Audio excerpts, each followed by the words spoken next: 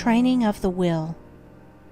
Without strength of mind, nothing worthy of accomplishment can be done, and the cultivation of that steadfastness and stability of character, which is commonly called willpower, is one of the foremost duties of man, for its possession is essentially necessary both to his temporal and eternal well-being.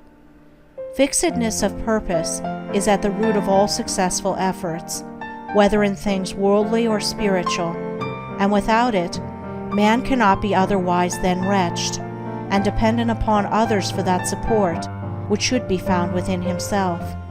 The mystery which has been thrown around the subject of cultivation of the will, for those who advertise to sell occult advice on the matter for so many dollars, should be avoided and dispelled, for nothing could be further removed from secrecy and mystery than the practical methods by which alone strength of will can be developed.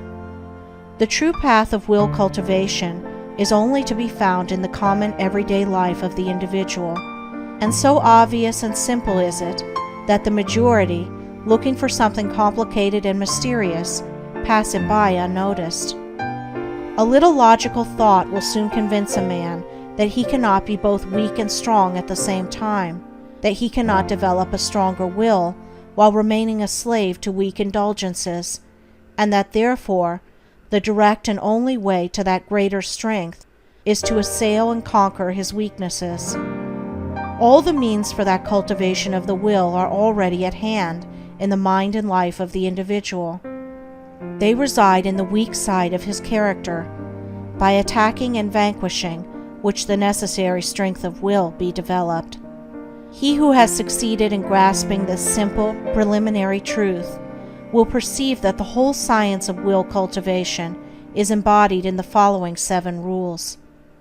1. Break off bad habits. 2. Form good habits. 3. Give scrupulous attention to the duty of the present moment. 4. Do vigorously and at once whatever has to be done. 5. Live by rule. 6. Control the tongue. 7. Control the mind. Anyone who earnestly meditates upon and diligently practices the above rules will not fail to develop that purity of purpose and power of will which will enable him to successfully cope with every difficulty and pass triumphantly through every emergency. It will be seen that the first step is the breaking away from bad habits. This is no easy task. It demands the putting forth of great efforts, or a succession of efforts, and it is by such efforts that the will can alone be invigorated and fortified. If one refuses to take the first step, he cannot increase in willpower, for by submitting to a bad habit, because of the immediate pleasure which it affords, one forfeits the right to rule over himself, and is so far a weak slave. He who thus avoids self-discipline, and looks about for some occult secrets for gaining willpower at the expenditure of little or no effort on his part, is deluding himself, and is weakening the willpower which he already possesses. The increased strength of will, which is gained by success in overcoming bad habits, enables one to initiate good habits. For while the conquering of a bad habit requires merely strength of purpose, the forming of a new one necessitates the intelligent direction of purpose. To do this, a man must be mentally active and energetic, and must keep a constant watch upon himself. As a man succeeds in perfecting himself in the second rule, it will not be very difficult for him to observe the third, that of giving scrupulous attention to the duty of the present moment. Thoroughness is a step in the development of the will which cannot be passed over. Slipshod work is an indication of weakness. Perfection should be aimed at, even in the smallest task. By not dividing the mind, but giving the whole attention to each separate task as it presents itself, singleness of purpose and intense concentration of mind are gradually gained. 2 mental powers which give weight and worth of character and bring repose and joy to their possessor. The 4th rule. that of doing vigorously, and at once, whatever has to be done, is equally important.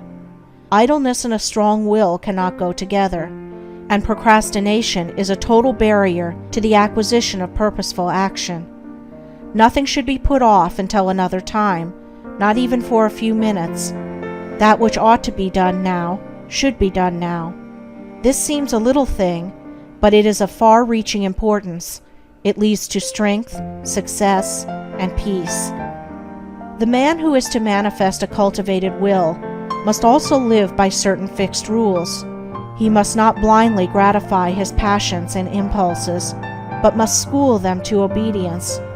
He should live according to principle and not according to passion.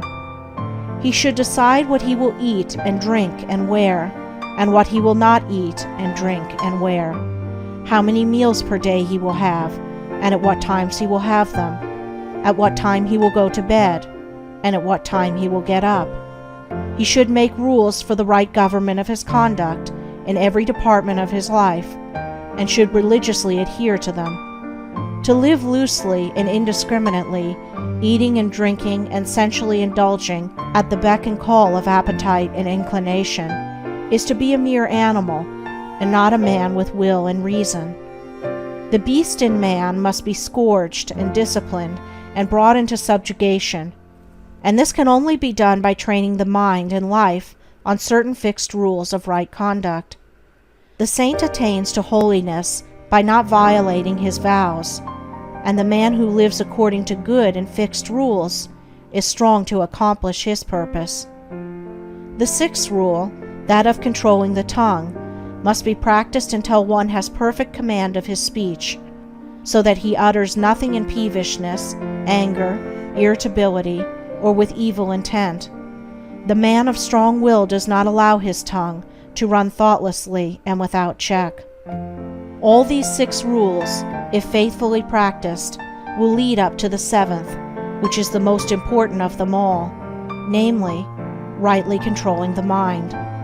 Self-control is the most essential thing in life, yet least understood.